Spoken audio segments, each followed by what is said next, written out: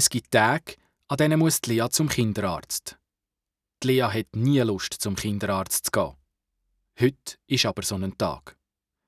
Schon mit einer schlechten Laune sitzt Lea am Morgentisch und kaut auf ihrem Brötchen rum.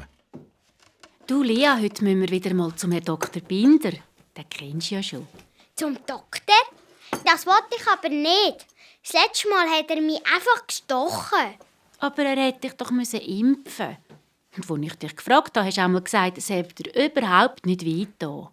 Aber der hat mich einfach gestochen und ich durfte nicht einmal zurückstechen. Das ist gemein. Das ist, denke ich, so.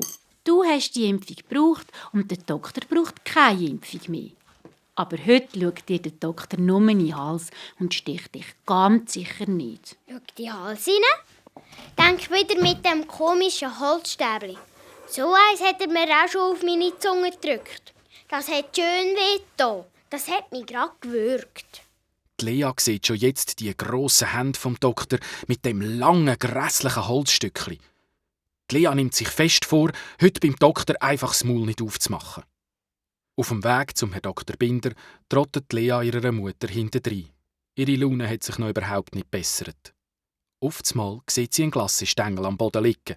Einen aus Holz, der fast so aussieht wie das Holzstück, das der Dr. Binder braucht, um in den Hals hineinzuschauen. Blitzschnell liest Lea den Glassestängel auf und steckt ihn in die Jackentasche. Wo sie im Wartezimmer vom Dr. Binder ankommen, ist Lea schon viel besser gelaunt.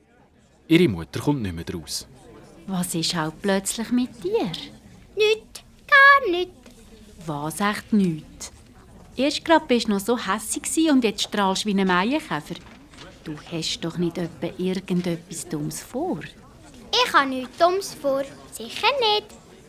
Lea lacht ganz verschmitzt. Ihre Hand spielt mit dem Glassestängel im Hosensack. Wo sie drankommen, kumpelt Lea von ihrem Stuhl auf und rennt zum Dr. Binder rein. Sie zieht den Glassestängel aus dem Hosensack und hebt ihn dem Dr. Binder direkt vors Maul. Du, Dr. Binder, ich will in deinen Hals hineinschauen. Maul auf! Du kannst schon in meinen Hals schauen, aber nicht mit dem dreckigen Glassestängel. Warte, ich gebe dir eins von meinen Holzstücken. Lea, geht's noch? Was sagst du auch? Lea blinzelt der Mutter nur zu. Unterdessen hat der Dr. Binder aus den Schubladen so einen Holzspatel rausgenommen und gibt ihn jetzt der Lea. Dann macht er sein Maul ganz weit auf. Die Lea drückt mit dem Holzspatel die Zunge vom Dr. Binder ab und schaut ihm in den Hals. Komisch, da ist ja alles nass. Dann schaut der Dr. Binder in den Hals von der Lea. Da ist auch alles nass, aber gesund. So, das wär's schon gsi. Bist ganz ein tapferes Mädchen. Schau da, ich schenk dir noch ein paar Holzspatel. Die Lea sagt Danke und überlegt sich, ob sich im Hals von ihrer Mutter auch so nass ist. Spätestens daheim will sie es herausfinden.